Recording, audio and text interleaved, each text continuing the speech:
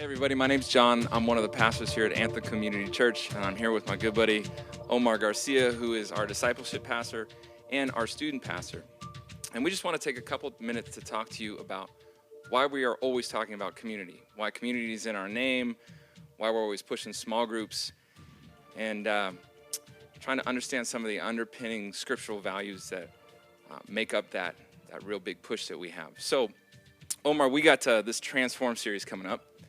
And we're going to ask everybody in the entire church, without exception, to join a small group, even if they don't want to be in a small group. And I wonder if you can talk to us a little bit about why we think it's so important that every single person be in a small group. At first, I'm sure when people hear that, there's going to be people going, yeah, that's got to be something we're doing.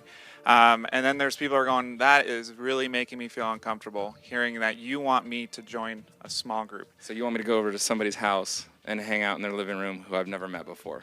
Yeah, and truthfully, there's people that some of them have not had good experiences in being in a small group and different things. And so, it's not cut and dry, white and black. There's so many different ways to be in a small group. And, just because you've had a negative experience doesn't mean you can't try it again. And so we're hoping that you will give it another shot, or if you've never been in a small group and experienced it, you can't just say, oh, well, I'm not going to do this because it makes me feel uncomfortable. We want you to step out of your comfort zone and try this, because we truly believe that if you take the time to be in a small group, that it will transform your life. And you, as a family, as an individual, God is going to do some things through that and being in community with others. Yeah, I've heard stories from people who talk about having bad experiences in small groups before, and a lot of times that has had to do with the fact that they're hanging out with people that are not necessarily their people. And I know it feels kind of weird to say that, and it's just like, oh wait, is it really okay to say that there's people that are my people and there's people that aren't my people? And as a church, we say very, very strongly that that's true. You might not get the right group of people in your first attempt at joining a small group. And that has to be okay. If you show up and you're showing up to somebody's house and you're looking around and they're not necessarily like you, or they're just on a different way of living their life, a different life stage. Like if you look around and it's a bunch of gray hairs and you brought your 3 toddlers and everyone's looking at your kids with a raised eyebrow, it's got to be okay for you to say, hey, you know what? We need to go over to Solomon's house because they're cool with toddlers, and or hang out at the Answerville. Yeah. Small group. And to be honest, it's one of those things that the way that we've built it, if you come and you try it for 7 weeks and you're going, you know what, I don't know if these are my people, like we're talking about, you can just stop. And so what we're asking is that you join a small group for 7 weeks. And after those 7 weeks, if you say, you know what, this is not for me, or these are not my people, then you can just stop and or try another small group. And so there is a way. We're not just, if you join a small group, this is it. You have to go for the rest of your life and ball and chain to the small group. Right. So talk to us a little bit about why we want small groups to be such a vital important of this Transform thing. What is the correlation between the sermon and the small group? Well, one of the things that we're going to be doing is that you're going to hear new information from Marty at the small group. So there's going to be the sermon on Sunday, and then for small group, Marty's going to be bringing some additional information, some additional insights to what it is that we talked about. So if you don't go to small group, essentially there's going to be some stuff that you won't get. Yeah, I've heard him say it's like the sermon on Sunday morning is almost an introduction to the material that's going to be presented during the midweek with the small group. So the other thing that, talk to me about the book. What's this book that we're going to be talking about? So we have, Transformed, we have these awesome journals that come with it. The price right now, as when we start, it'll be $10. And then as time goes, because of, the fact that we can only order so many, and if we buy them in bulk, we'll get them cheaper, but it'll go up to $15. So we encourage you to buy your book right away at $10, and then a few weeks later it'll go up to $12 and then to $15. And the great thing about the book is that it has a daily devotional. It has all the questions that you need for small group. And so it's really going to engage you into being a part of this study and the topic that we're trying to learn about. And what we want to do is we want to see you as an individual and your family to start getting new habits. Some of us are not in the habit of reading the Bible. Some of us are not in the habit of doing a daily devotional. And so for 7 weeks, you have everything you need. You have all the tools that you need to be in small group, to be doing a daily devotional, to be answering questions that are going to really reflect and make you think on whatever the topic and subject is during the Transform series. So the discipleship team that's gotten together these last, 2 months now? 2 months on, yeah. Yeah, they spent a lot of time putting together the underpinning philosophy of how we want to help people take their next step with God. So why is using a book and writing and reading, and why is this daily thing such a big importance to the discipleship team? Well, for me, as I look at it, it's so important there's something that happens when you are engaged in something physically. When you speak something, when you pray out loud, all those different things, instead of just internalizing what it is that you've learned and just keeping it to yourself. And so when you start doing and you start reading and doing a daily devotional, and you actually are journaling and writing things down and talking to people about whatever the subject matter is, it does something. It externalizes, and so that you can internalize the truth that you're learning. Yeah, that's very powerful. It's like a lot of us will just sit in the row on Sunday and we hear a lecture given to us for 30, 35 minutes, and most of us, or some of us, don't take notes, so we're not doing any other type of physical engagement with the material. So we're just hearing something, agreeing with it or internalizing some little bits and pieces, but there's so many nuggets and so much good value in that content that just gets forgotten. Like, seriously, think about it if you can remember what Pastor talked about 2 weeks ago without going and looking it up. So what we want is we want these 7 weeks to be some deep embedding of these fundamental methods of living that are in line with Scripture, that can help you to transform your life into a more beautiful, more Christ-like example for your families, for your children, and for the world, so that you might be able to walk reflecting the beauty that Jesus wants you to live in. But we know that the best way to do that is to engage your multiple learning styles. We want you to see stuff. We want you to hear stuff. We want you to write on things. We want you to talk to people. We want you to engage with other people. And that way, it just really kind of allows you to internalize it, hammer it in, and lets you apply it, let it put it to work. Well, and that brings up a good point. As we look at, like, for example, the pushback to this would be, well, yeah, why can't I just do this on my own then? You're absolutely right. Why don't I just journal and everything will be available online? I'll just do it on my own or do it with my family. And in Hebrews 10:24 through 25, it says this. It says, "Let us consider how to stir up one another to love and good works, not neglecting to meet together as the habit of some, but encouraging one another, as all the more you see the day drawing near." And we see through Scripture that God wants us to be stirring one another and to help one another. And so it's not just enough to go and do a daily devotional and do it on your own. And I read an article that you had actually recommended us to read, and it talked about just the family as a whole and individuals as a whole, and it compared us to coal.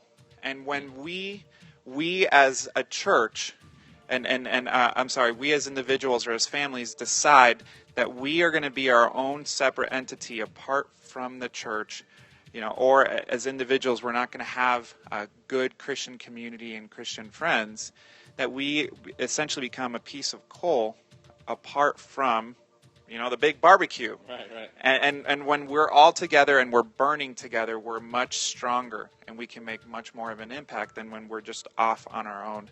And the Scriptures tell us that the devil prowls and he looks and he wants to devour those that have gone away from community.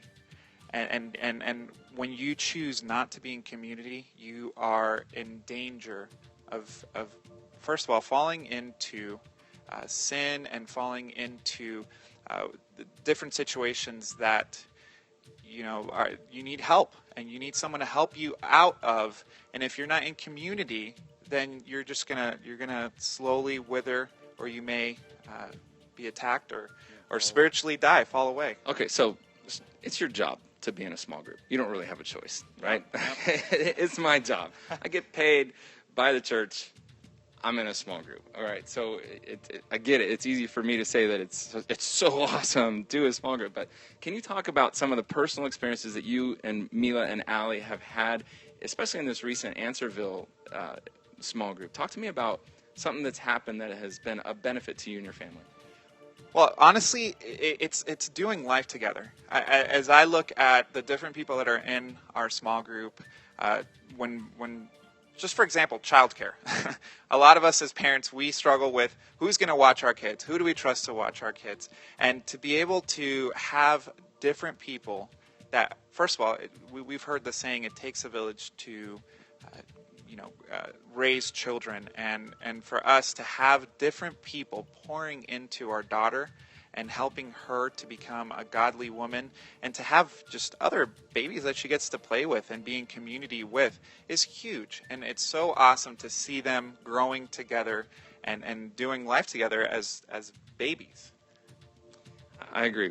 Our house we have a gaggle of children and pregnant moms, and it's really, really cool knowing that in my backyard every Monday, for the most part, there's 12 to 16 little young crazy people who are being raised with my kids by parents who are trying to do the same thing that I am with my parents, or with my children, which is to raise healthy Christian adults.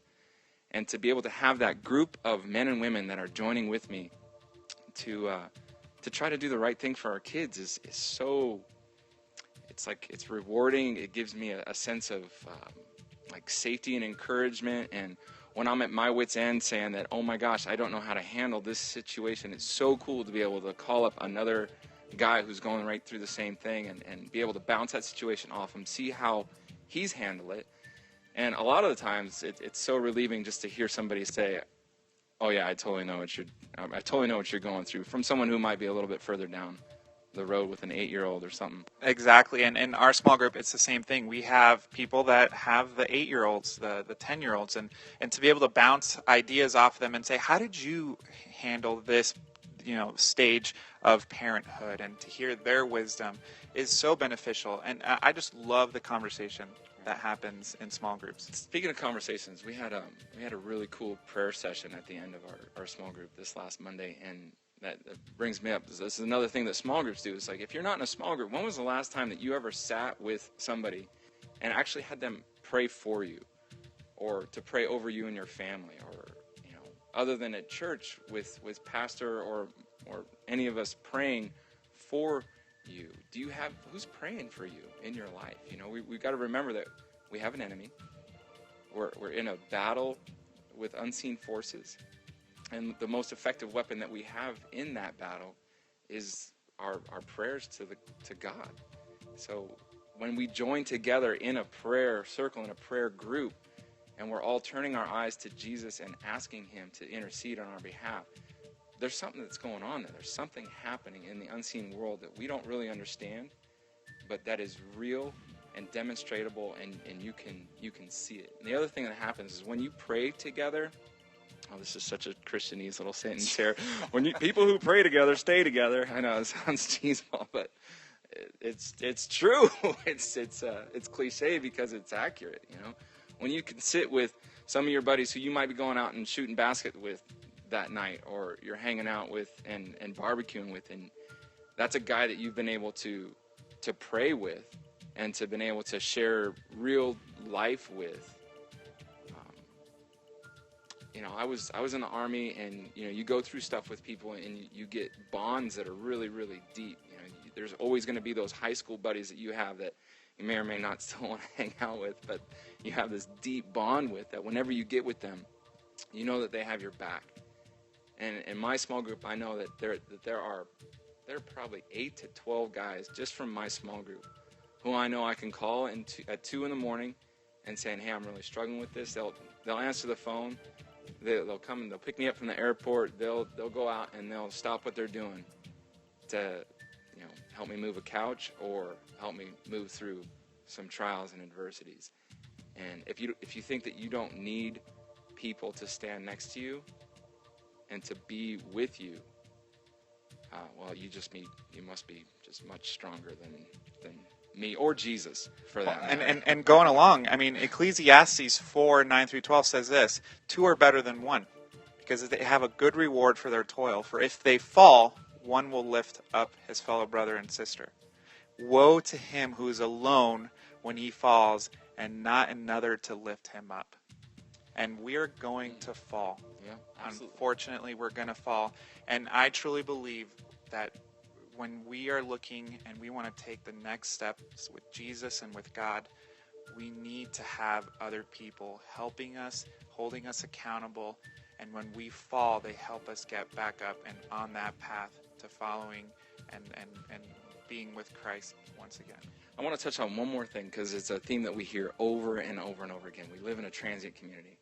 Like, people that live in Anthem Highlands, Madera Canyon, Inspirata, Coventry, the Country Club, Seven Hills, all these surrounding communities. Nobody was born and raised there. You know what I mean? There's nobody that is from where we live except for our children. Mm-hmm. So there's so many times when people will move into town. I'm looking at one right now behind the camera, who will move in from out of town, and they want to get plugged into a church, but trying to get plugged into a community or a group of people just by sitting in a row listening to some guy talk at you for 30 minutes on Sunday morning is not going to happen. You know, you might have a brief conversation over some coffee on the way out, but it changes when you go to somebody's house. When you go over to somebody's house and you share a meal, there's a breaking down of barriers. There's a comfort that's established. It's really, really cool. So I encourage you, even if you think that going over to some stranger's house might feel a little bit weird or just not normal, please understand that all the hosts that we have engaged in order to become hosts, they have the gift of hospitality. They cannot wait to say hello and to welcome you into their home, and it will wipe away any kind of questions that you have about whether or not it's a weird experience, because it's very, very comfortable. Well, and you bring up a good point as well. If I'm only here for 6 months, should I join a community? Should I be a part of community? And the answer to that is absolutely yes. And sometimes it's hard to say, well, I'm only going to be here for 6 months, so why would I want to make friendships with people for that short amount of time? But it's like we talked about, and the scriptures we shared. We need people, and even if we're only here for a short amount of time, we need people to have our back. Hey, you might meet your best friend for the rest of your life in that 6 months. And we've had people. We've had people in our church that. Hey, Steve and Whitney Clean, what's up? Yeah, we've had people in our church that have only been here for 6 months, and they have said that we have built long-lasting relationships and have felt the love of Christ and His embracing in community because they chose to. And so we encourage you, choose to be in community, even if it's only for a short amount of time, or you're only here for a short amount of time. So is there a question? Yeah, so how many small groups does the church currently have? We have 10 at the moment, and what we'll do for the Transformed is we're going to be starting another 5 to 7, and to accommodate the different people and encouraging everyone to be in a small group. And we've been talking about small groups since our inception, because we know that sitting in rows on Sunday morning is not going to build community. It's not going to get those relationships started. So we've really, from our inception, tried to encourage people to get in circles to be able to share those out. So we have a really high participation of our weekly attendance in small groups. So every week there's probably about 150 adults in small groups in our community. So it's really pretty cool. So anyway, thank you on behalf of Pastor Omar. I'm Pastor John, and thanks for taking some time to hang out and to listen to us talk about this, and hope that you can find a small group.